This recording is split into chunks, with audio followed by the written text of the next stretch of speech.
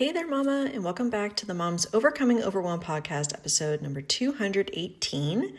I'm Emily McDermott, and I'm here beside you on this journey as we work together to declutter your home, head, and heart.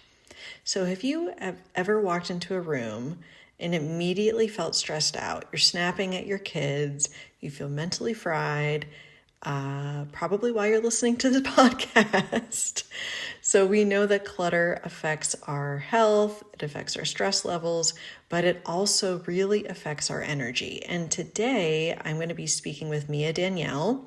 She is a podcaster, a YouTuber, and we chat about how clutter can be an energy drain and also how we can really have a more holistic, mindful way of starting our decluttering journey, to practice self-compassion, and to really have the mindset in the right place before we even start so that we can have a more enjoyable decluttering experience. So I'm really excited for you to get to know Mia a little bit better.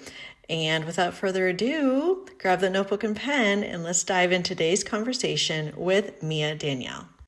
Hey Mama, are you tired of your cluttered home and mile-long to-do lists but are too overwhelmed to know where to start? Do you lack the time and motivation and don't think you'll ever conquer the clutter? You're in the right place. I'm Emily, wife, boy mom, and declutter coach who has overcome the overwhelm in my own life through decluttering and simplifying. I believe every mom deserves the peace that comes from a clutter-free home. Ready to get your life back? Let's declutter your home, head, and heart together. Well, hi, Mia. Thank you so much for coming on the Moms Overcoming Overwhelm podcast. I am pumped to talk to you today. I'm so excited to be here. I know we've been chatting about this for a while, so I am ready to make it happen. Yeah, I love kind of what you put into the world because we talk a lot about like what clutter is stealing from us when it comes to our time and our focus and our energy. But one thing I really appreciate about some of the episodes I was listening to, you're really getting into the nitty-gritty of the science, which I really love and I totally geek out on. I literally have like a folder of scientific articles, like clutter articles to read. I'm like, I don't know, I'm such a dork, but I appreciate others that really get into like the impact it has on us and our brains and what's actually happening. So we're going to geek out on the science a little bit today. And before we do, I would love it if you could introduce yourself and tell us about you and your family, how you serve women, and maybe like one little thing you like to do for fun. Yeah, so I am pretty much everywhere online right now as Mia Danielle, and I just help people to create what I call holistic, clutter-free spaces.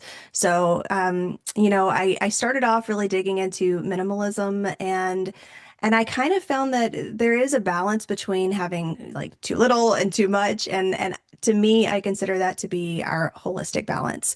So that's what I talk about. I talk about it over on my YouTube channel, which is everything is Mia Danielle. So youtube.com/Mia Danielle. I have my own podcast called the Mind Your Home podcast. And of course, my blog, miadanielle.com.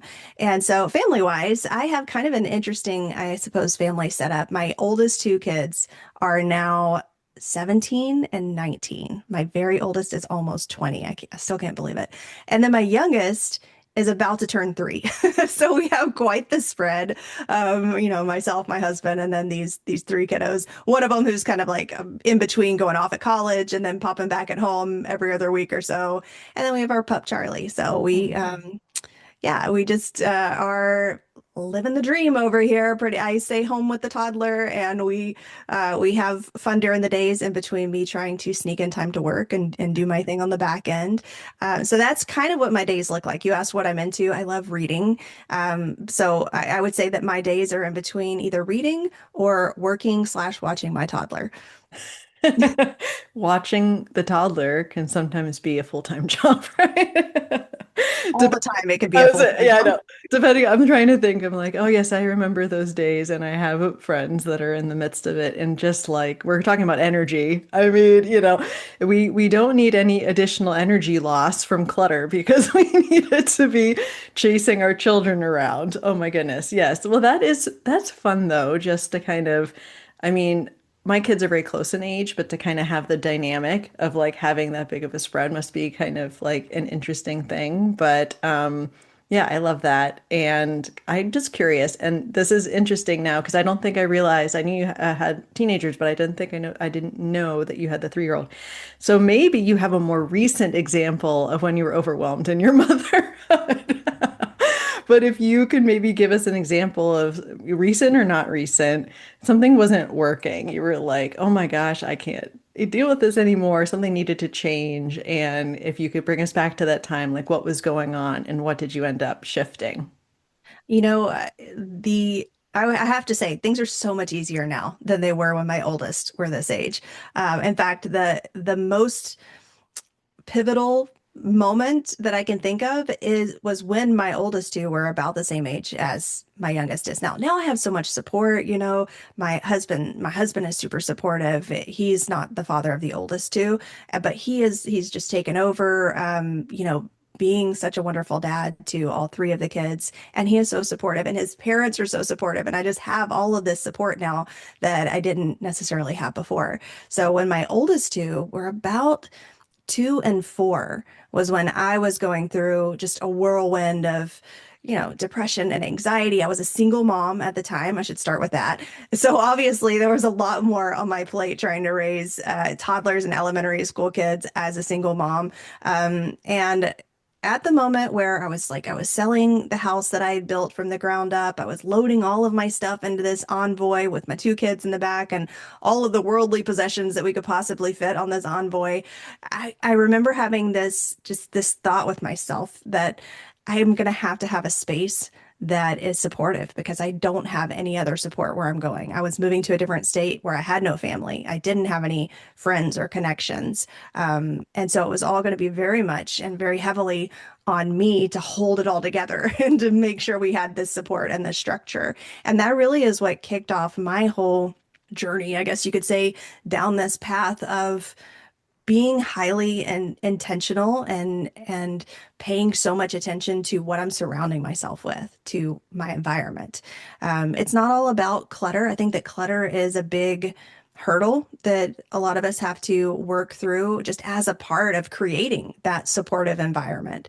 And so for me, it's always 100% been about support. I need a space that's going to let me just take downtime and withdraw when I need to, because I'm also a major introvert, and recharge without everything falling apart. Yeah, and I think about how our homes are supposed to be havens from the chaos of the outside world. So being able to create a space that does support you and peace and calm and all of those things that we say that we want. Yes, totally agree. I love that focus because I think sometimes with minimalism and decluttering, it can get very legalistic. Like people will ask me, and I'm sure you too, like, well, how many books can I own? And how many this can I own? And I'm like, I'm not here to tell you how many, it's whether it's supporting you, and the person that you want to become. And that's what the intentionality is, which I absolutely love. And I think that for my audience, it's the overwhelmed mom that just, completely feels like they're drowning, which I've been in those seasons before, certainly. But in this case, it's like they just feel like they don't even have the energy to do anything, just sort of like the bare minimum. And that's why I was really excited to kind of dive into this topic of energy because a lot of times we just think about stuff as stuff. Like, it's just stuff, it's there. I can't find my keys sometimes, I don't know where my phone is, but as long as we can kind of go through our day to day and kind of make it through, then it's okay. But I'd love to kind of just dive into this chat about, how our physical and mental and emotional capacity and energy are really impacted because I knew some stuff, but then I've learned so much from you. So I would love to share with my audience. So first of all, let's talk about clutter and kind of how it acts as a energy block and, maybe defining how you would, what an energy block is, and then also how it acts as maybe a physical and emotional energy block. Yeah. So, I mean, on the most basic, like day-to-day level. If you're going about your day just normally doing your morning routine or something, and you come across these things that don't work, or they're in the way of the other things that you're trying to find and trying to get to, it can change your mood. It can change how much energy you have, the number of decisions that you're making constantly throughout the day. That starts to weigh and on your mental energy and decision fatigue, and even our ability to remember things and to build new memories. All of that is impacted based on all of these thoughts and decisions and interactions that we have throughout our day. So, I like to say, if you have something that every time you go and you interact with that thing, you're like, ah, you just crap, this is frustrating. You sit in the chair and it's got a little bit of a wobbly leg, and now you're irritated about the chair. And all of those things are just little energy blocks throughout your day that you don't need. They're kind of bringing down the overall happiness score of your day. Yeah, I'm thinking about friction too, not like physical friction, but just sort of the friction that is, we encounter in our day because of all of these little things that kind of accumulate and sort of snowball into draining our energy because, like you said, something's not working or we can't find a certain paper because it's like under all of this stuff. And then we wonder, why am I completely exhausted? Like 5. Well, for me, it's usually my energy slump is at 3, and then I'm getting in my pajamas at 8 or 9 p.m. So for me, I just know I think that I'm getting some introverted qualities like the older I get, and just being able to recharge is so incredibly important for my mental health and being able to be a great parent and wife. And we don't think about it. We don't think about all like the little drains during the day. And something that I'd love to dive into, I mean, most of us have heard about like the concept of mental load and like the invisible mental load that we carry, especially as moms, with like all the little things that we have to keep track of. I have reminders on my phone that is literally like, pack lunch for one kid Friday morning. These library books are due this day for kid number 2. This is, it's like, it's just all of these little things that if I were trying to keep them all on my mind, that's all that there would be because there's so much. But I would love it if you could tell us about like mental load, how clutter impacts it, and then also this cognitive load theory, which I'm not sure if like mental load and cognitive load theory are the same thing, but you're the expert, so tell us all about it. I consider myself an expert. Okay, you're but more than me. But yeah, definitely cognitive load theory has a lot to do with mental load. So that all came from Roy Baumeister as kind of the inventor of this whole cognitive load theory, which is based on ego depletion, is what he calls it. And he found that every act of decision making draws from the same pool of mental energy as things like self-control and focus. And so it's kind of like having this battery, and once it's drained, the battery defaults to usually one of two things: impulse, like, sure, let's just order pizza again, or avoidance, I'll deal with that closet later, or never. So that's kind of the foundation of this whole cognitive load theory and ego depletion, is having enough mental energy to be able to make good decisions and follow through with the things that you want to be able to follow through with. And I know we're going to probably talk about some different things that you can do inside of your environment, but essentially, in a nutshell, that is how. So, like if you're finding that you're getting really short fused and impulsive, you're not able to just show up as the best version of yourself, you're not able to be productive, you're not having the full amount of energy that you wish that you could have throughout your day, there's a good chance that you have too much friction inside of your environment that's really just pulling away from the ability to handle that cognitive load. Yeah. And I know that memory is kind of another aspect of it that like as far as just being able to remember again, some of the things that I was giving an example that I have to have reminders of because it probably couldn't stay in my short-term memory. But could you talk a little bit about sort of the different types of memory and then how clutter and our environment and like what is in our environment can impact our memory as well? Because I find that really fascinating. Yes, it's been a while since I did my research on the memory, so I don't remember the exact names of the different types of memory, but essentially you have your short-term memory, you have your kind of midterm holding memory, and then you have your long-term memory, kind of like the archive where things are stored. So having clutter in sight, first, it attacks the short-term memory because you're not able to take in new information and hold it there in the short-term basis. And that's important because that's where everything starts. You have to hold it there in order to pull it over into the medium storage area and then eventually into the long-term storage where you remember things like how to tie your shoes or, math equations that you happen to still remember from high school.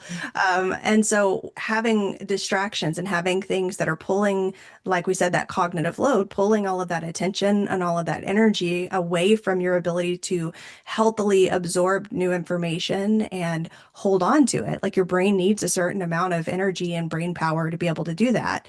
It can impact your memory, your ability to remember other things that you're trying to remember, like that your kid doesn't have school next Thursday. It's no wonder that you can't remember that when you've had all of these different fires to put out around your house for the past 3 days. You know what I mean? So yeah, it's really interesting how you have all of these different pools of memory, and clutter can affect just about all of them. Yeah, and I think about sort of that connection between the physical environment and how it's impacting like our focus and our memory, and how a lot of times we as moms will say, "Oh, well, I just have mom brain," or like we just kind of chalk it up to, "Oh, I'm in a fog, I have a brain fog or mom brain or whatever." But we don't kind of make the connection between, the environment that isn't supporting us and then kind of snowballing the effects that can happen from it. I had a guest that gave a good example that I really appreciated, especially with the age of my kids and the number, right, of papers that come home every day. And I have a pretty good system, but she had a client that the child had a permission slip to go on a field trip. And then she couldn't find the permission slip. And then the child ended up not being able to go. And then it was like the impact, the emotional impact. So sometimes we think like, oh, well, like what's a big deal? It's like not that big of a deal if they forget to return their library book on time, or I can't find this paper. I'm just a disorganized person. I have mom brain, whatever. But it actually has a lot, like a ripple effect on the rest of our family. And I was just curious. I know, obviously the science behind clutter, we talk about the stress impact and impacting cortisol levels and such. I'm kind of curious for you when you were starting your journey and just what you were mentioning with kind of the being more of an introvert and knowing you need to kind of have that recharge time. For me, I'm a highly sensitive person, so I'm very sensitive to noise and clutter and caffeine and all of these things. How did you realize like I need to change something because it's impacting my nervous system? Or did you have any connection with that as far as like clutter and stress response and being able to, I guess, more protect your nervous system when it comes to having an uncluttered environment? Oh, I was fried. Like, Mhm. I mean, I don't know if you've ever experienced to where it literally feels like the nerves all the way down your arm are just on fire. Like there were moments where I felt like that because I was just so on edge and on end, and like I didn't have any more to give, like just so spent. And so I definitely had many of those moments that kind of led me to like, this is not right. Like, so something needs to be fixed. This is not how day-to-day life should be. Even for a single mom who's moving and trying like all of these things, there's got to be a way to make that still work and have a functional, happy life that has to exist. But no, for sure, 100%. I've felt the cortisol in my body to the max, and it's been a long time since I've been at that level. Like, I mean, like a decade probably since I've actually felt that. But it was so powerful to me on a sensory level that yeah, I can still remember specific examples of when it happened today. So yeah, 100%. I felt it in my body and my brain and my emotions and my tolerance with my kids. And then of course that topples out into to guilt or, I'm not spending enough time with them or I should be playing with them, but I'm just so stressed out over here. And if there is a mom out there that's in a similar boat, because I'm sure that there's a lot of them, I would not say that the majority of the moms in my community are single moms, but I definitely have several of them, and some of them might have neurodivergent kids. So there's just a lot going on. So if she's like, oh my gosh, Mia, like I totally understand what you mean right now. where would you recommend that she start, or where would you recommend that we start just in general when it comes to having our homes support us rather than us feeling like we're constantly in that reactive mode, putting out fires, fight or flight all the time? Where would you recommend that someone start when they are recognizing this is not right, like this is not normal? For me, I think that, well, actually, for anybody, I think that having just one space that can be a safe haven is a great place to start. I know we were going to talk about my freebie later, but that's essentially what it's at. What it's about is decluttering your first room. And spoiler, it's about your bedroom because I believe that your bedroom is that sanctuary. It's your personal space. It's, where you close your eyes at night and you open them in the morning. And most people, their wardrobe is also in there. So you're making those decisions in the morning. There's just so much power and impact that can happen in your bedroom. So I'm always a proponent of people starting in that space. It can be the easiest, right? Because you don't have to worry about what other people think about it. Maybe your spouse, but you can really kind of get into your own zone and intuition, and it's a lot more internally influenced versus externally influenced. With, oh well, what are the guests going to think when they come over into the dining room or the entry or the living room? You can have a little more freedom and hopefully compassion with yourself in that space. But the benefits and the momentum that you can build by starting there, I believe, is it's just immeasurable. I really like that, and I completely agree with all the reasons you're giving, although I'm not usually the one to recommend the bedroom. But because normally I feel like it's the room where people will like close the door, like if you're ever like I have a friend, and when I go to her house, it's like, oh, I don't care if you go here or here to the kids' rooms or whatever, but like our room is off limits. So but I know the science behind how clutter can impact your sleep and, can cause sleep disturbances. I've heard from some, they recommend don't have anything under the bed because sometimes, like that, whatever that is, I think this might be more feng shui, which I'm not an expert in, but just like the energy of whatever is under there can like impact your sleep. And that's so foundational to our health and our self-care and everything. So I absolutely love that reasoning. And now I might be switching my answer with Well, what I you're recommend. I Yeah. think that most people do say that. Most people Yeah. say, start with the entry or the living room, where you're going to have people over and have a community space. And I do understand that, especially for people who spend the majority of their time maybe in those public spaces. I just think that the impact of the bedroom, and the reason that I say that, one of the reasons is kind of like what you said. You said people often shove things in their room and shut the door, like don't go in there. And if you kind of think about the message that that's sending to yourself, it's kind of saying like, well, I put myself last, right? Like what my well-being or whatever comes secondary to what everybody else experiences when they come in my home. And and because my focus and my whole reason for being in this whole decluttering world is about support and about building up yourself and finding a personally calm sanctuary type of space, it makes sense that that would be the first place that I would think, to flip the script on that and not have that be the last thought. Yeah, and also like you said, even if you can't immediately like tackle the whole room, but just having one part of it that you're committing, to keeping clutter free. Like for example, we have, the bedroom space and then we have this sitting room space. So for me, if I wanted this to be like my little reading nook or something like that, it would be okay, well, I'm going to commit to the table being clear, the chair being clear. I'm not throwing clothes on it. Like this is where I'm going to have, and let my husband know too, right? This is where I want to have, my essential oil diffuser and my book and everything. And it doesn't have to be the entire house because it's sort of the overwhelm of, well, it all needs help, but just being able to see, and it's all data, right? Like, how do I feel for a week? Just being able to have this one space that is clear in a sanctuary, and then, oh, wow, that feels really good. And then being able to sort of expand from there. So I absolutely love that. That's great. Any other recommendations for how or where to start, or maybe from that self-compassion piece that you were talking about before? Sure. Yeah. I think that being in the right mindset makes such a big difference. And I know everybody, mindset. It can, people start to kind of tune that out when you say that you're going to talk about something like mindset. But even when it comes to the act of decluttering and letting things go, getting your emotions and your thoughts on board with that can even make that process feel better. It can make you actually enjoy the process more by kind of just prepping yourself first.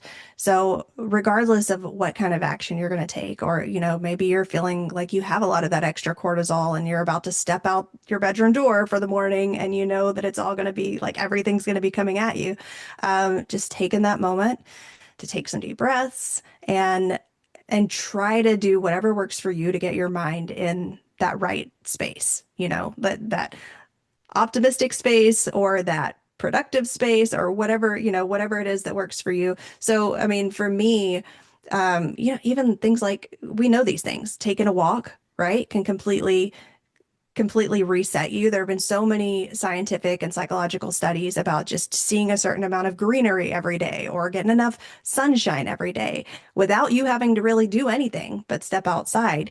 That can influence your energy, it can influence your mindset. So I think that even outside of your personal environment and your clutter, there are things that you can just do internally, or I guess if you're talking about outside, externally, to just help to set the stage for that. Because setting the stage is sometimes like 50% of the work.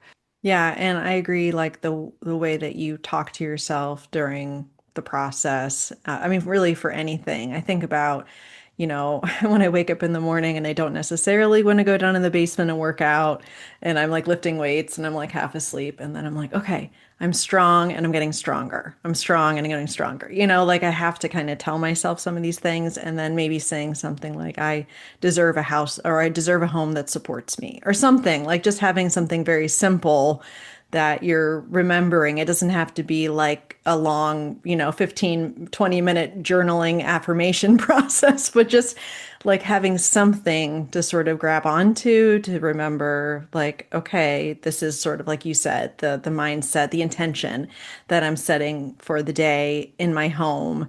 And that helps us, I think, be more intentional and less reactive, maybe, with how we go through our day. So I Yeah. absolutely love that. Well, it puts you in a position of power, right? When you're being intentional, you're choosing how you're going to approach things.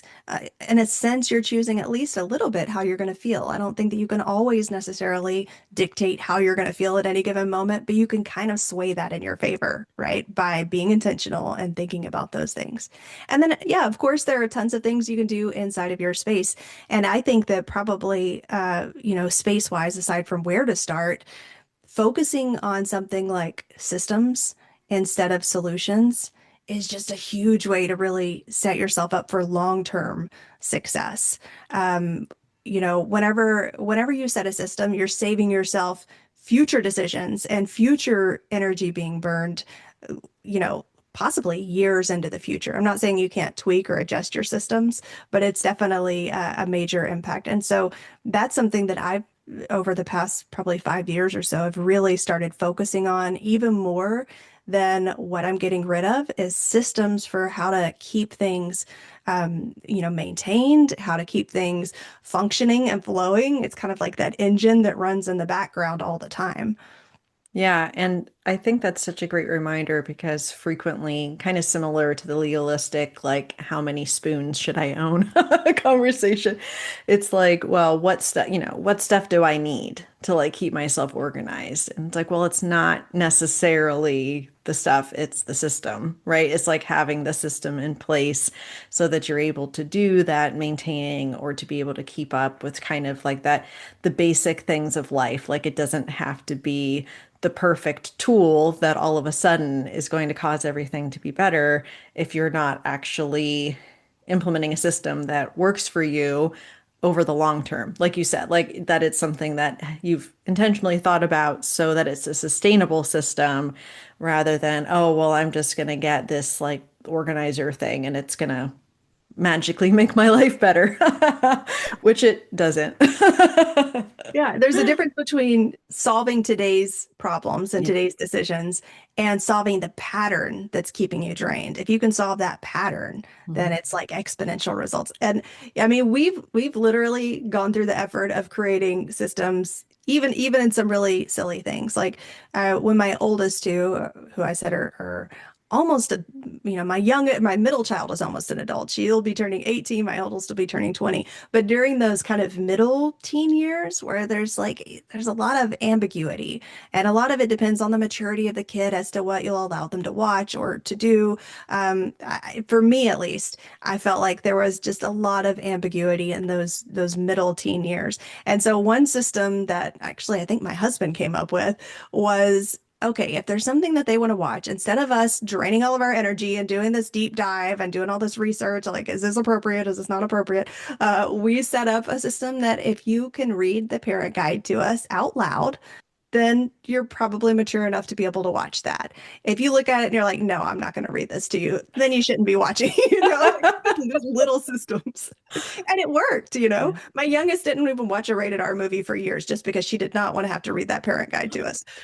Okay, well, I am definitely using that tip. I'm not going to say situation, but the boys did not have access to YouTube for a while. And then I was like wanting to have the ban go on forever. And now they're like, well, can we watch it? And you can just go ahead and, after we go to bed, you can just watch the things that we want to watch to see if they're okay. And I'm like, I'm not going to be watching like bro videos after you go to sleep. That's like the last thing I want to watch. So, I'm thinking here, the wheels are turning. I'll probably figure out some way to have them figure out and discern on their own, with our help, whether something's appropriate. But I'm putting that in my back pocket for the teenage years. So thank you, Mia. Anytime. Oh, this is so great. I just love learning from like-minded people that just kind of can pour into my audience in a different way. And I'm just so thrilled you were able to come and would love it if you could tell us about that freebie that you mentioned and then how you would love for people to connect with you if they want to learn more. Yeah, definitely. So, I would say YouTube is probably the best place to follow along. That's where all of my new content, even the podcast episodes, will be posted over there. So that's just Mia Danielle as my handle. You can grab the free guide that I mentioned by going to miadanielle.com/. It's declutter your first room with the little dashes in between. So declutter dash your dash first dash room. Sorry, I made it so difficult. I'll have to shorten that at some point, but that'll give you the blueprint to help you declutter your first room, which you've already been spoiled is your bedroom. But we go through a lot of hopefully really helpful steps in there. Wonderful. Yes, I will link to all of that in the show notes. And again, thank you so much for coming on the show. It was just a pleasure chatting with you. Oh, thank you so much for having me. I loved it. Hey, Mama, thanks so much for listening. If you enjoyed today's show, could you please share this episode with another mom who is feeling overwhelmed? Also, it would mean the world to me if you could leave a 5-star written review wherever you listen to your podcasts. Finally, if you would like more support, come on over to our free Facebook group, tinyurl.com/moms overcoming overwhelm. Can't wait to connect with you soon.